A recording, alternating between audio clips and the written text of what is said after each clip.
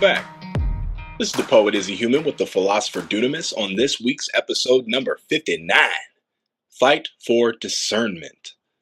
Please be sure to hit that like button on your way in, and if you like us, consider subscribing to keep up with our episodes on YouTube and give us a follow on X. And Fightcast is here to empower individuals to live healthier, master their finances, pursue dreams, and inspire others through self-awareness and global impact. This is for entertainment and educational purposes only, and not financial advice. Hey, Is He Human? How you doing this week? Hey man, I'm doing great. I'm doing fantastic. And I don't really know what to say, honestly, man. The sun's beaming. The sun's beaming through my window right now, and I just feel all sorts of happy, jittery, like not jittery like in an anxious way, but I feel good, man. We've been making a lot of progress, and shout out to the team as always. Love you guys, seriously, and the growth is real for sure. How are you? Yeah, likewise, I'm doing fantastic. I'm actually recording this outside at the moment, enjoying, some pleasant weather, heading up into what should be a wicked storm this weekend, from what I understand. But this has been a real turning point for me. We were talking offline a little bit about how, it doesn't all, like nothing, not everything doesn't get fixed all at once, but there's like a changing of the seasons, and there's a lot of things that didn't look hopeful that now look very hopeful, and both for myself personally, as well as my family and you guys, as well as the project. There's an actual plan that's in place now for food production. We were kind of talking about this as well, so it's going to be exciting to see how that plays out. But this is kind of leads into what we're talking about this week in terms of, I think before we were a little unsure of, I didn't know where I was going to live, in December. I didn't know where I was going to be living, at this time of year in 2026, and that has been resolved. But it's been really tough at times, I think, for us to see and plan and understand what it is that we need to do, and that leads right into discernment this week. So this was a topic that you chose as well, Izzy, and I think it fit in well with what's going on. So what are your thoughts on it? Yeah, so we talked offline here, and a lot of the music that I've been making lately has been in this realm, and it's been a lot of elegance and transparency. So I feel that the music itself drove me to this title, and just the things that we've all, specifically, my people, have weathered through these times, and exercising rationality, exercising practicality, exercising the solutions, seeing what are projections that are toxic versus the positive input, had me really sitting in silence a lot, Dooney, and viewers, had me sitting in silence a lot. Not even there was no binaural music going. It was just TV off, sitting, staring outside, and really gathering and collecting. So I feel like not saying anything at all during those times really helped iron out or solidify, let me say that, solidify everything, just from how far we've come and what we went through to get to this point, and not letting the world push you down. I know that sounds super cliche, but just knowing the people that are in your corner, that are there to give you truthful, honest, constructive criticism, versus people that just plain out don't want to see you win. Yeah, in deciding who is who Phew, can yeah, take that's time. not always easy, man. That's not always easy. Have you? Let me ask you this. Have you? I think we've all been in that situation, but let me ask you this: like in that situation, how long did it take you to kind of see those things in like individuals, like from your own personal journey? For my situation, especially in what I went through here most recently, I think what I had to discern and discover about the situation was really what I had to see my own faults, I think, and understand how I was to blame for a lot of the circumstances that I was in. And in coming to that understanding, it allowed me to recognize that I had more control in the situation than I thought I had.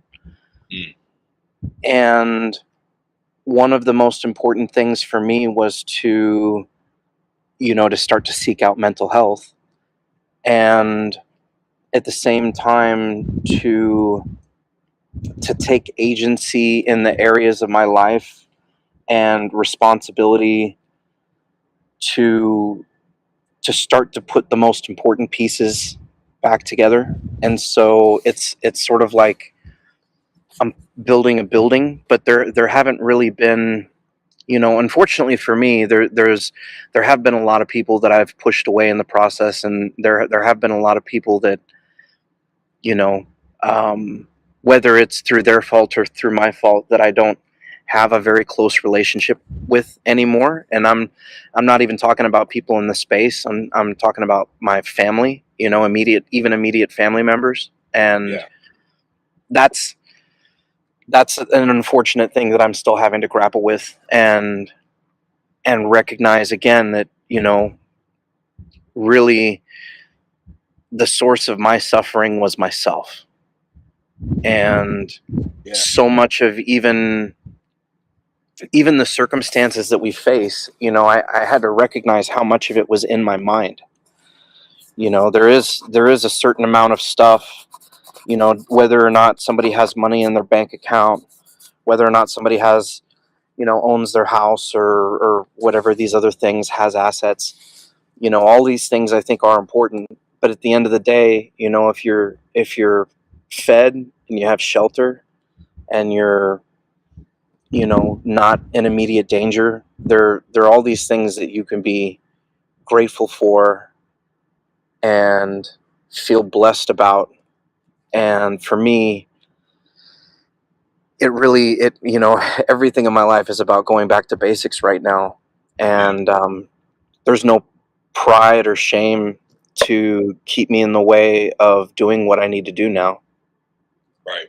Right. And I apologize, audience. I've got dogs. I've got a lot of them, so they're playing right now. So if you hear a little bit of roar in the back, they're in their playground. Oh, it's all good. It's all good.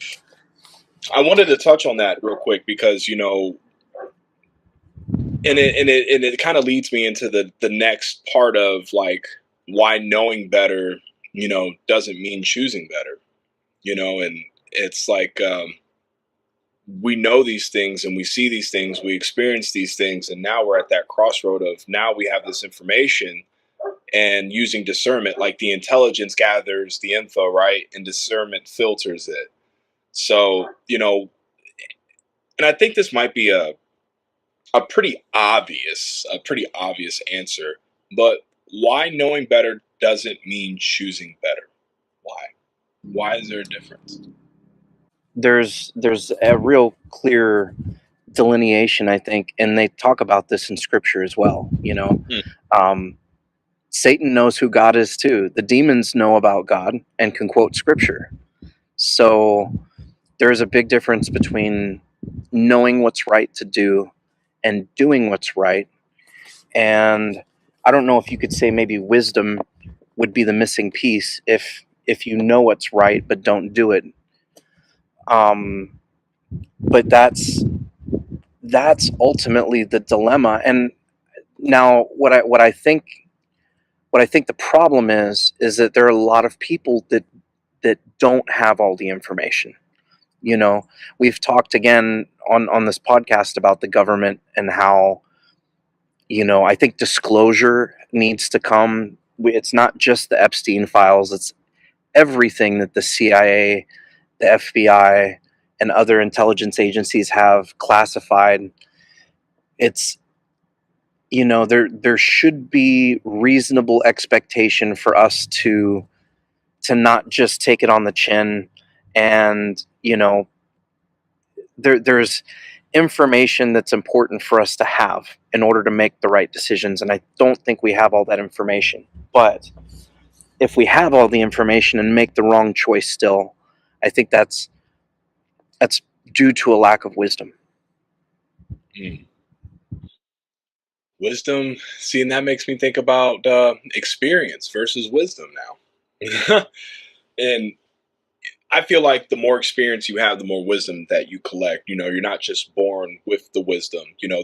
Some of these words are like actionable words, like you being 2 years old and having experience, I wouldn't even say having experienced birth, because I mean, you don't really know what's going on. But, I guess I can't discredit those things either, right?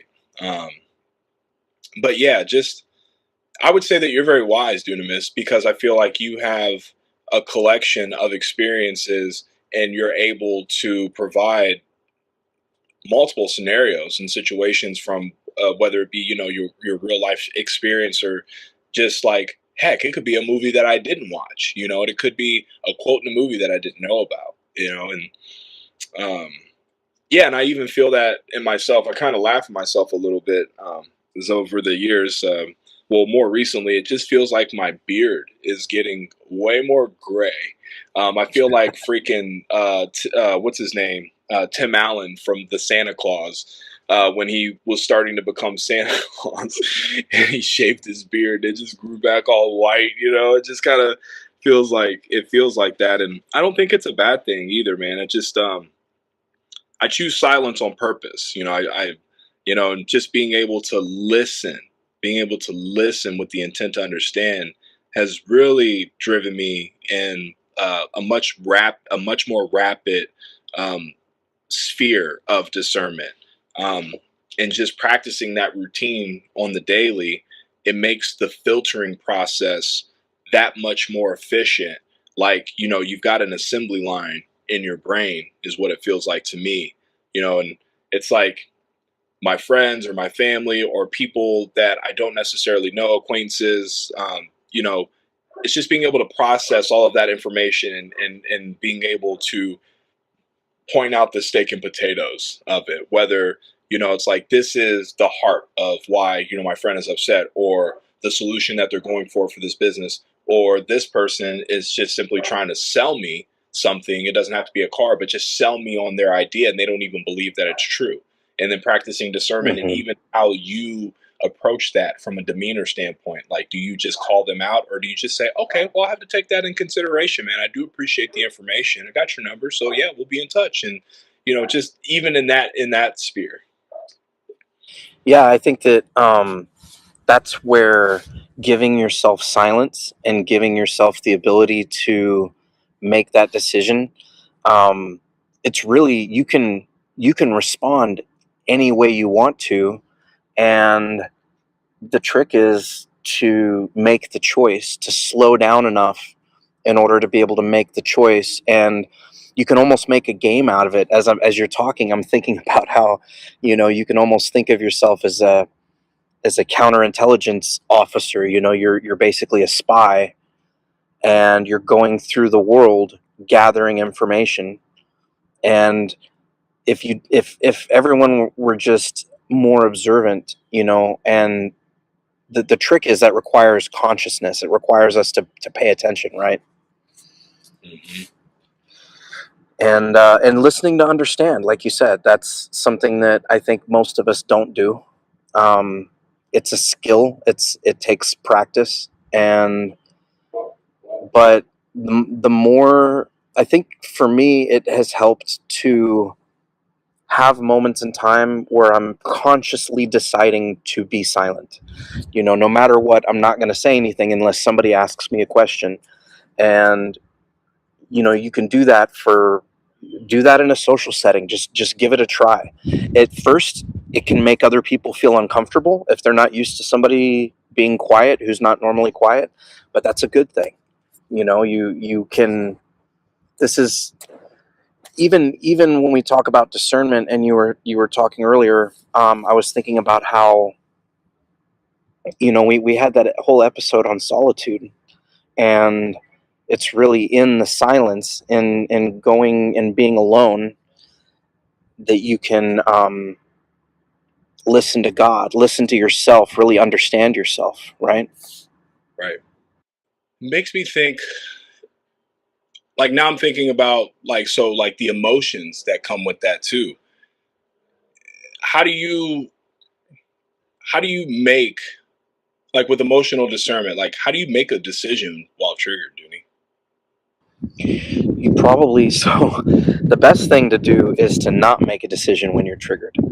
And the best thing that I found to distance yourself, you need to put distance between your decision and the point at which you're triggered. And for me, that's always been taking a walk, or I would love to say that I get into a closet and meditate and pray.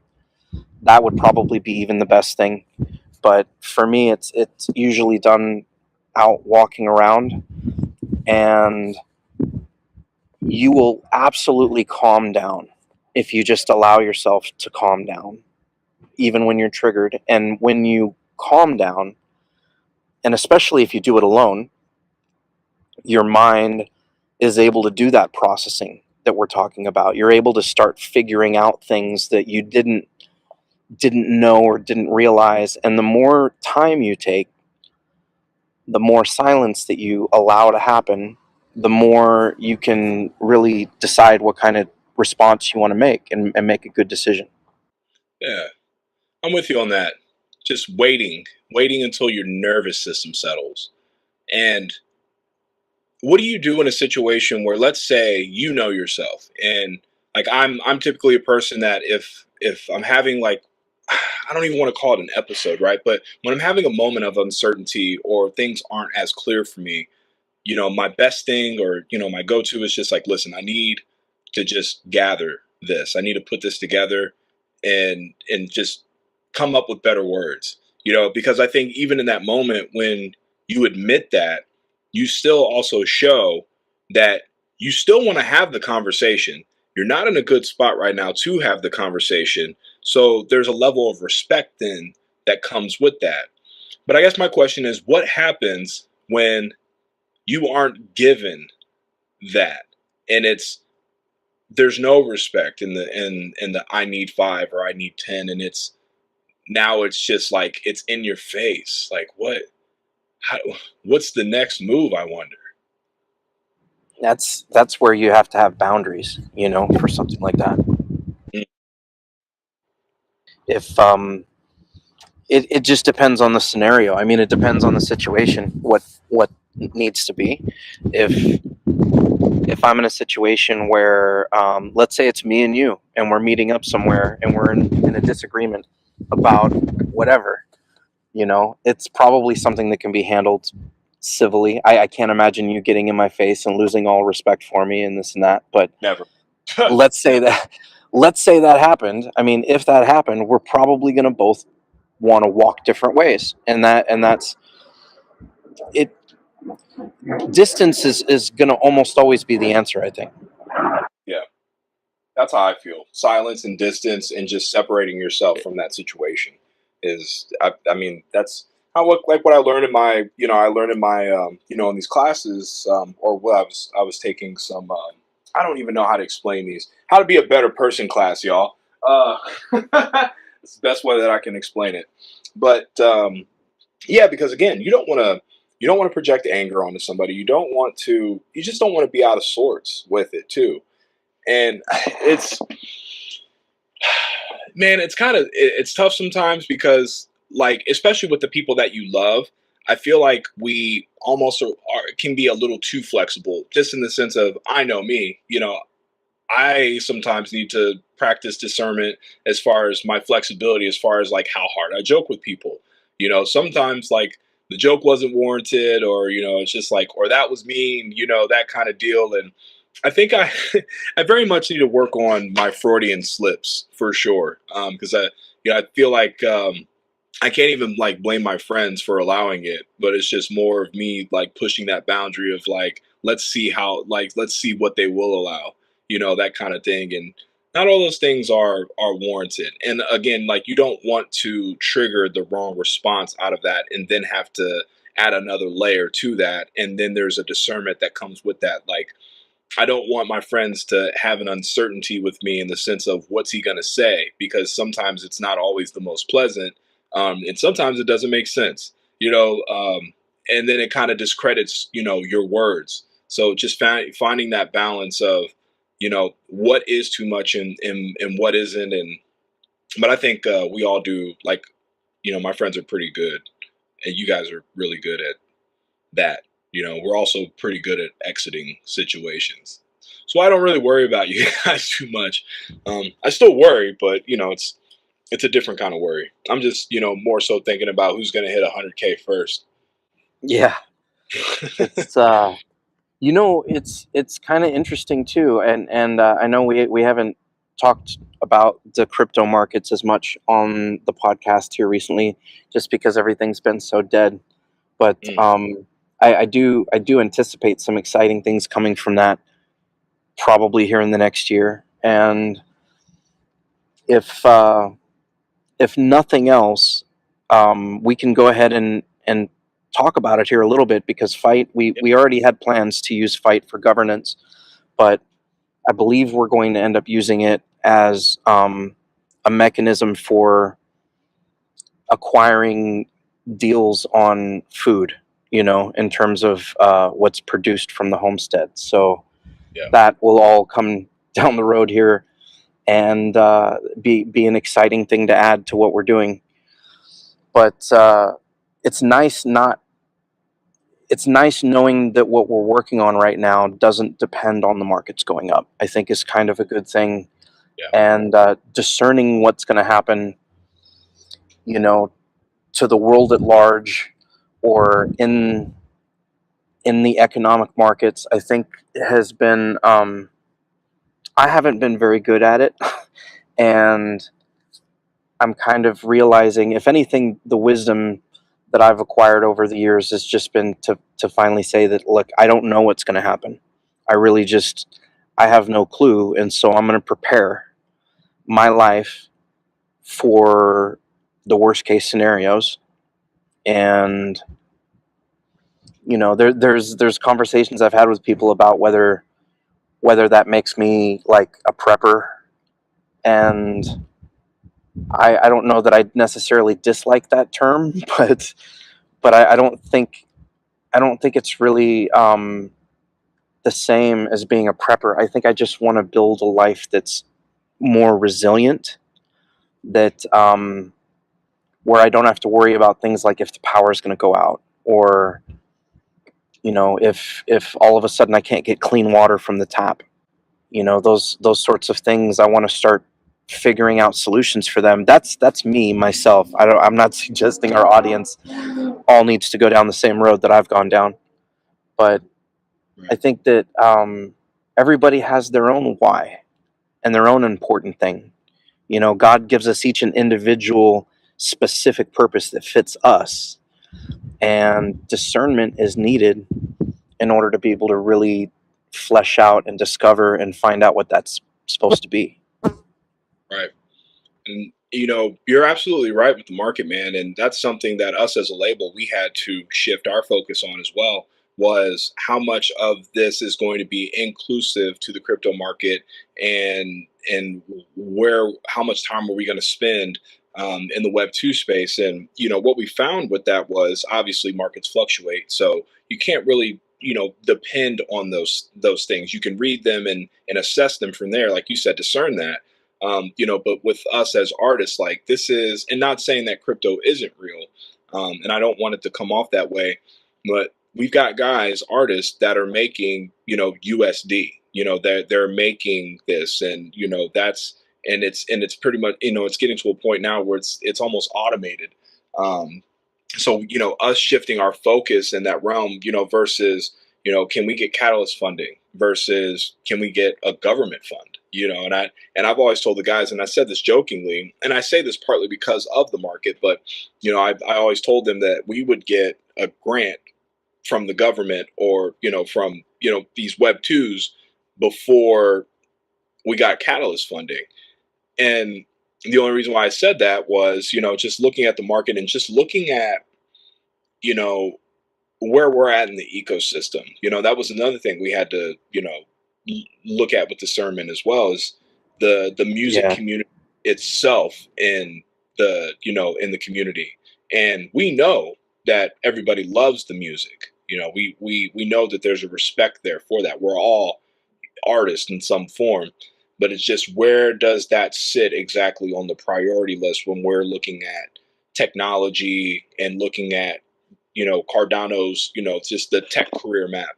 So we also had to then, what's the solution, that we provide with this music? So we had to assess the technology portion of that, and going into security, shout out to Mr. E, ARP radio, the media player, those things, those solutions that bring people in that I think could affect the market. Because that's the other thing too. The market, kind of affects us, but we can also impact the market. absolutely. The in terms of being able to create solutions and bring them to market, that's really, one of the first things that we should probably be focused on is what are our solutions, and that creates cash flow. And really, investing is about taking what's left over, what's extra from that, and being able to set that aside, and build a healthy balance sheet, right? But in terms of the I don't know if you were dancing around this before, but in terms of the catalyst thing, I think part of the reason that hasn't really amounted to much for a lot of the smaller projects is because of the way the system's built, and the way the voting works for it. It's Yeah, it's really only made sense for the big players. You know what I'm saying? For the really big projects to look into that. And I think that there needs to be more grassroots type of Cardano itself is a fairly grassroots chain. It's always been the anti VC chain. All the big Silicon Valley money went into Solana, Ethereum, and projects, big networks like that.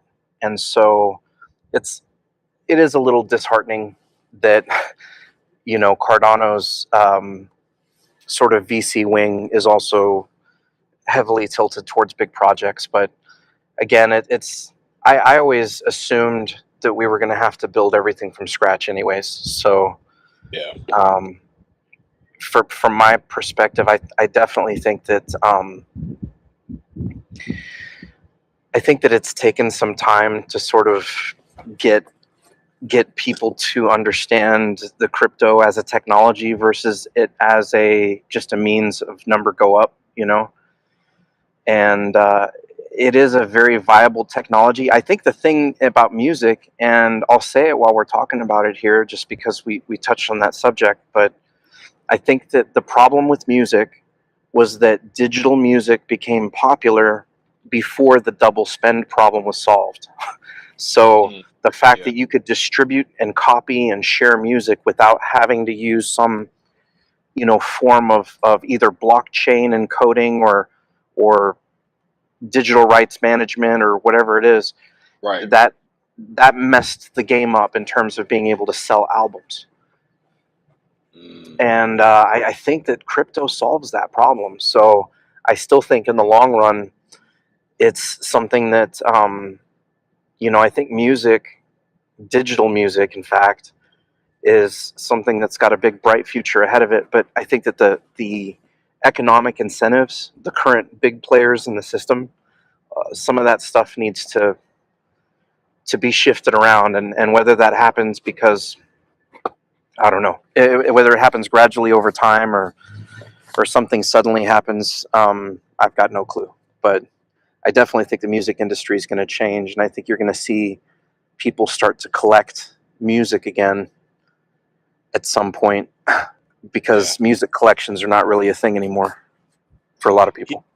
Yeah, for a lot of people, man, and not hip hop heads, but for music heads like us, man, a vinyl record. I love vinyls. I love CDs. I love tape cassettes. I love all of the old, old ways to play them, and that's just something that will never like leave my identity. And I do agree with you, and this could be a bit biased on my side, but I do believe that we're seeing a shift just because things repeat themselves. Like history repeats itself. Like you see now, I see 2000 coming back, just as far as clothes, the attire, and just even some of this slang. And I don't know if it's just Ohio or whatever, but like Ohio's just stuck in the 80s anyway.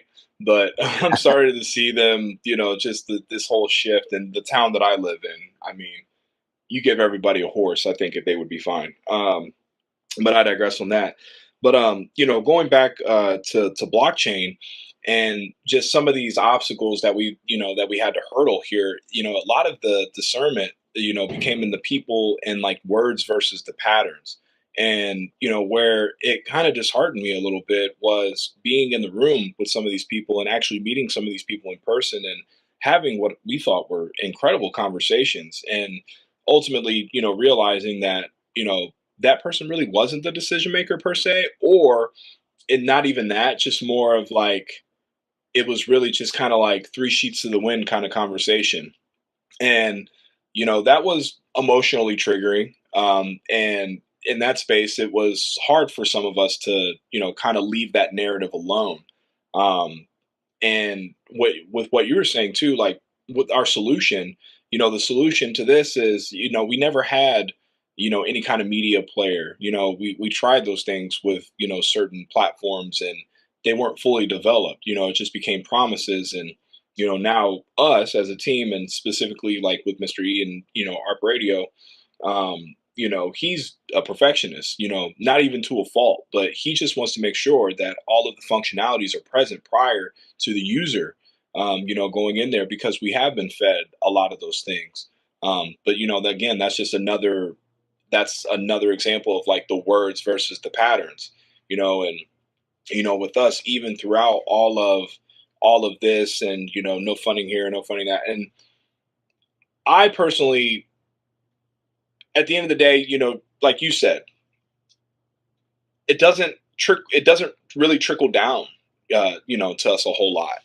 And I do find that, frustrating at times because it would make sense to me if we had more effectiveness in this blockchain. And it just seems like even from like a networking standpoint, the networking and or the marketing aspect of it doesn't really feel like we're reaching out to anybody outside of anybody, you know, outside of the Cardano community for like expansion. And I feel like we kind of stun ourselves a little bit.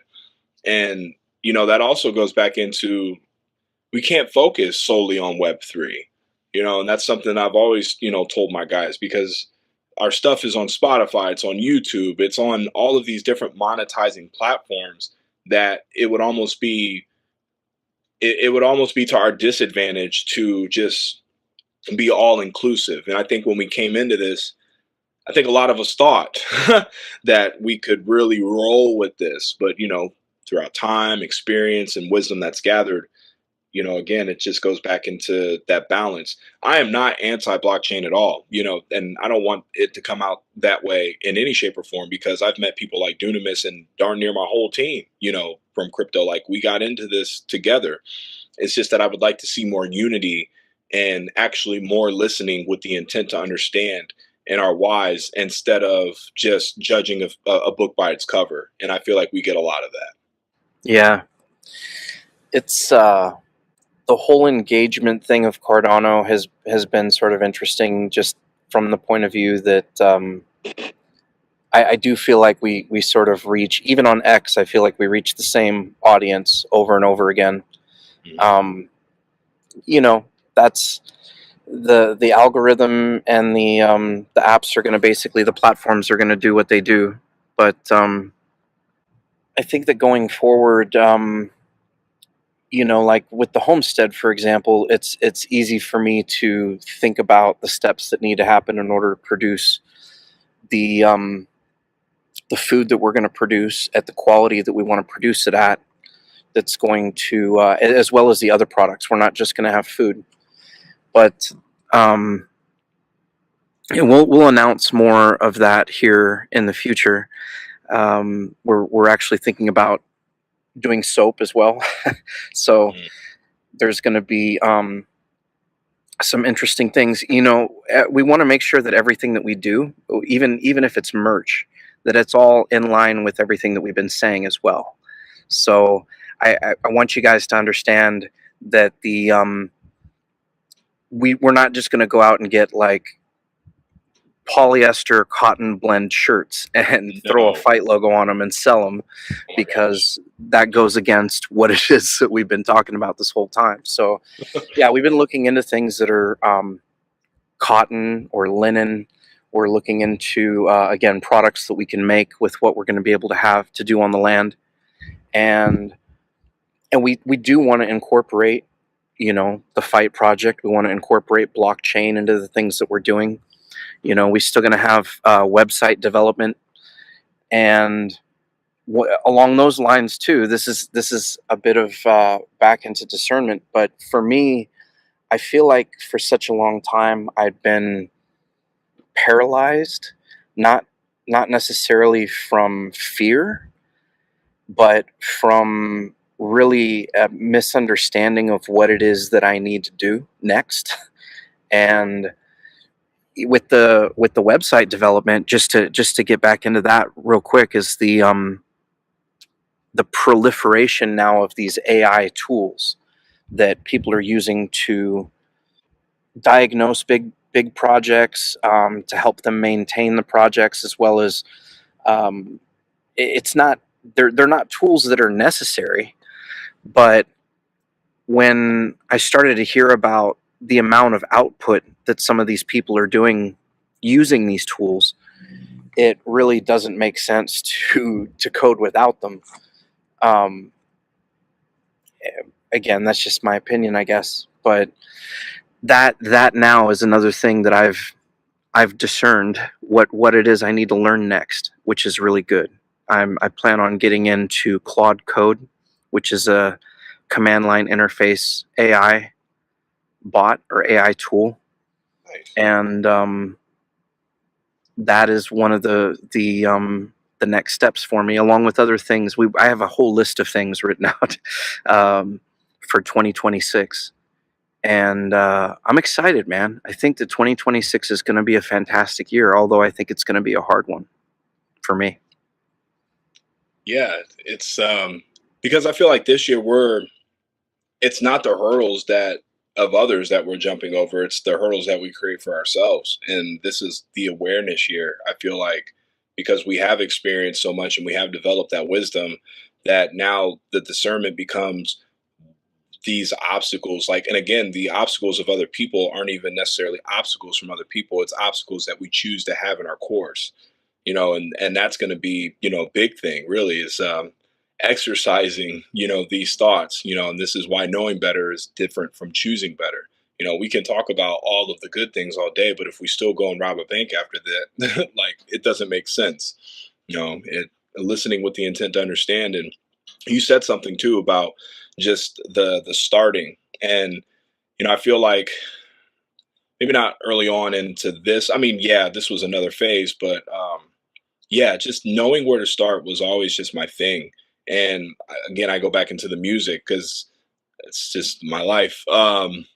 But just even what word to start with, and then over time, what happens is you just become confident, and no matter what you say, like, I could say the word what and then know what I'm going to do right after that. And it's the confidence that I feel that people attach themselves to, and yeah, sorry, I kind of flew off the rocket there a little bit, but really it was just more about knowing, where to begin and just having that confidence. And no matter what you do, there's always going to be a direction for you to go towards because you started moving. But yeah, it's exactly that. You don't become confident, and you don't become a master at something by reading about it all day, by learning about it all day. You learn by doing. That's at least how you get confidence. That's how you get better at things. And the first time you do anything, you're not going to be good at it. I just started a new job, and it's at an Air Force base, and I didn't understand. So I'm delivering pizzas on this Air Force base, and the addresses are all different than you would have off base. So every single building has a number, which is really great actually, in that a lot of these are barracks, and we meet the folks outside in the parking lot, and so you could take 2 3 deliveries to the same place. But it was something that I didn't understand, I didn't know, and for the first 2 or 3 days I felt really really stupid, right? I felt really Right. dumb and completely inadequate. But as soon as I learned where, oh yeah, this place is right here and this place is right there. It's not that hard after all, and that's where confidence comes in. Right. Because I might find I had a delivery the other night, didn't know where it was, but it was the first one in a while, and I found it pretty quick. So yeah, it's just you have to come at life, and you have to be ready for there to be those hard deliveries. You have to be ready for just expect that bad things are going to happen from time to time.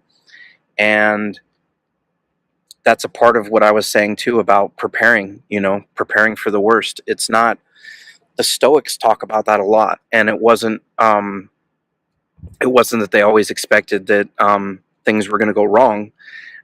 Rather, that in a good life you're going to come up against obstacles, like bad things are going to happen.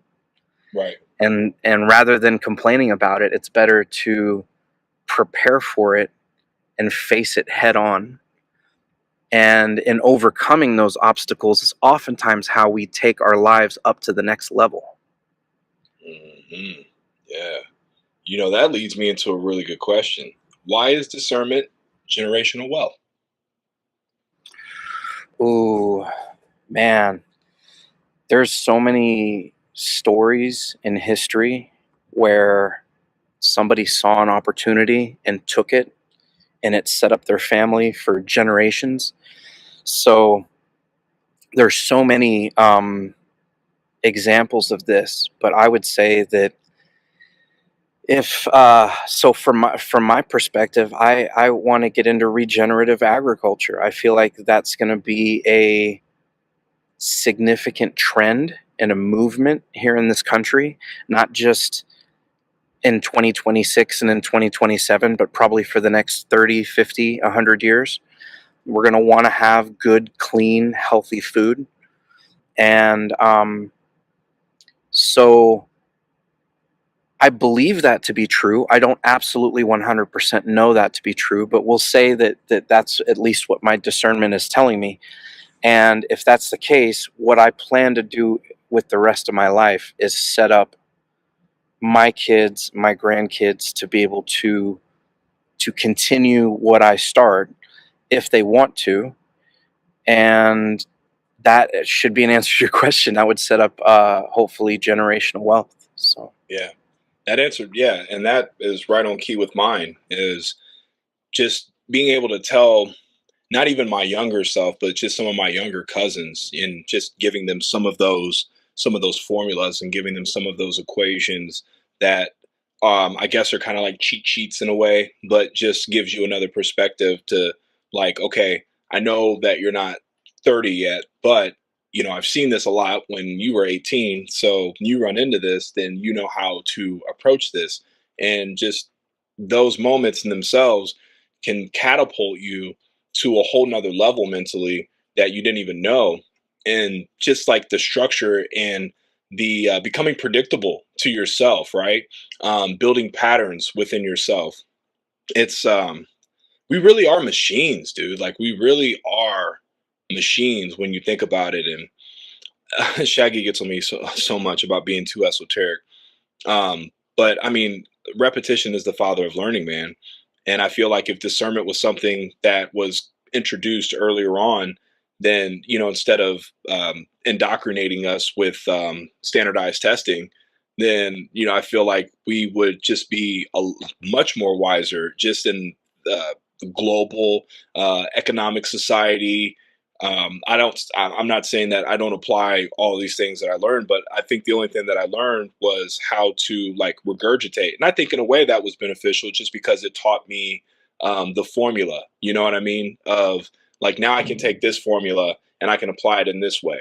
So I wouldn't say that school was a bust. I'm not one of those guys that said high school sucked. Like I had a pretty good, life as far as high school goes, but looking at those things now and just looking at education, from a further scope, it has me questioning: are we really setting these kids up for success in the long run, or are we just telling them that they should go get a job, they should work for this pension, get this retirement? I mean, these kids will be 95 before they retire, before they're allowed to retire, and it's disheartening. And I don't think everybody should run a business, but I also got to give it to these kids out here and some of these adults that are monetizing off of Facebook, TikTok, all of these social media platforms, and they don't have to go do this stuff anymore. I feel like COVID was a bad thing, but COVID was probably the best thing that could have happened, because I felt like in a way people like were forced to detach. Like we had to stay home. It sucked being isolated like that, but then a lot of people when COVID was over stayed home and worked from home. Other ideas got introduced, and now it's like, well, I can do this now that I'm here and with the kids. And then it's like, I want to spend more time with my kids, and like I don't really want to do this, like I'd rather, now we got a bunch of Door Dashers, Instacarters, and people make honest livings, not doing this traditional stuff anymore. And I think we need to redefine what tradition is, because tradition isn't something that you can just put on everybody. Tradition is within each individual. Yeah, and there are things that definitely changed and are going to continue to change, even with AI and stuff. That's we have to be able to evolve along with, or adapt, at least along with these changing times. And it's the stuff that worked for our parents is not the stuff that works for us, and it's not the stuff that's going to work for our kids or our grandkids. So I definitely think that there are principles, there's things that are just absolutely true, and things that we can, we want to aspire to still be good people and things like that. But I definitely think that yeah, all of the roles, all of the advice about how to live and save money, all of that stuff has to change. The school systems have to change too. It's all going to have to change over the next 50 to 100 years. But just for us to survive as a species, I believe this indoctrination system that they have in place, I understand the reasons why it was set up the way it was, and I'm not just one to say that school is bad either. I went through school. I just I think that the system that came around before the Rockefellers, the classical education system, as fantastic as it was, to be honest, was really only there for the people that could afford it. So you basically had no education for most people and a really good education for the rich, or free education for everyone, but it wasn't the kind of education that we had all hoped and dreamed for. So in a future where we can reimagine what education looks like, I think we could make it more conducive to free thought. To if it wasn't a threat to the existing system, and this is where maybe the entire system has to come down. But if free thinking wasn't a threat, then that sort of artistic thinking and philosophical deep thought, all of these things should be more encouraged and not just a bunch of repeating back of facts. And yeah. Anyways, I digress. No, you're good, man. No, I appreciate that. I do appreciate that. And, I think that, we have hit a lot of points with discernment. And I think discernment ultimately, it's just, it's all about practice. It's all about practice. And it's all about knowing the definition of it too. Knowing the definition and then being able to practice it is, it's important just like anything else. And, you and I, our teams, we've been in here, in this space specifically for a few years now, and, been living life for a little longer than that. So, I feel like being 34, I don't feel old. I still feel 24, but just the mindset now, I feel like the people that are in my corner now or stand beside me now are the people that are going to be here, God willing, for, for longevity. We're talking longevity. It's not scary for us to speak longevity. It's not scary for us to, practice having everything in abundance and being wealthy. And, we're not scared. We're not scared to move, even when we have these moments, man, it's one of those things where I think like we go through these things in our lives, but then I also think like, look at where we're, working through these things. It's not, we left the ground, we left the flat ground. I feel now when we are working through these obstacles, we're on the mountain. We're on the mountain working through the obstacles. And that's just that moment, that pausing, right? Just the pause, the value of pausing for discernment, of just being like, wait a minute, I'm already on the mountain right now. You know what I mean? It's like, even when I complain about certain things, or, I'm not happy about certain things, I have to think, I'm like, man, that was such a American thing for me to say. You know what I mean? But just where we were at before versus where we're at now, dude, like mentally, like we're on the mountain. We're on Mount Rushmore. At least that's how I feel. And we're battling these obstacles up top. So just taking that moment to realize how far we've come, and we could be anywhere. We could be anywhere that's not here. And I don't even wonder about those things anymore, just because we are here. This is our reality. We should talk about duality next week, because I've got some interesting thoughts on that. Should bring Juraces on, but I digress on that. Yeah, yeah. Go ahead. I like the subject. We should definitely do that. Yeah, because I don't feel like there really is a duality in life, and I'll stop right there. Just so for the shock value of it, I'll tell you guys next week. If the title sticks, if title sticks, then I'll explain that next week, man. But I think that would be kind of like a cool episode to kind of segue off of, just, practicing that discernment, and then like, what is the duality of life after that? Or is there one? But, dude, this has been awesome, man. We've come so far, dude. And I'm very proud of us, and I'm proud of everything that we're doing. And again, you guys have no idea. You have no idea. But we're really stoked, and we can't wait to share this with you guys. Heck yeah.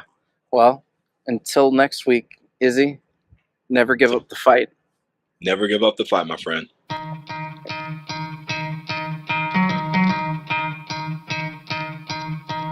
You could try to play, but you're never gonna beat me. Look the other way, what I'm doing ain't easy. Bloody hands stained from the people who deceive me. Muddy hands break through the chains, go free me. Looking for change, looking for pain, pulling a mob, pushing a train. I'll never stop, stick to a lane, pick up the pieces and go rearrange. I'll be the best above all the rest, put me to the test, expect nothing less, your check as I'm chess, what's happening next, yeah. He got the venom, a tangible weapon, no coming in second. This life is a lesson, he got a new engine from pain, that's a blessing. New focus, no guessing, just bold and obsession. All in his possession, you got their attention. I'll leave an impression and take a redemption. Just kill, no discretion, your mind is a weapon. 11-11, it's time for progression, You could try to play, but you're never gonna beat me. Look the other way, what I'm doing ain't easy.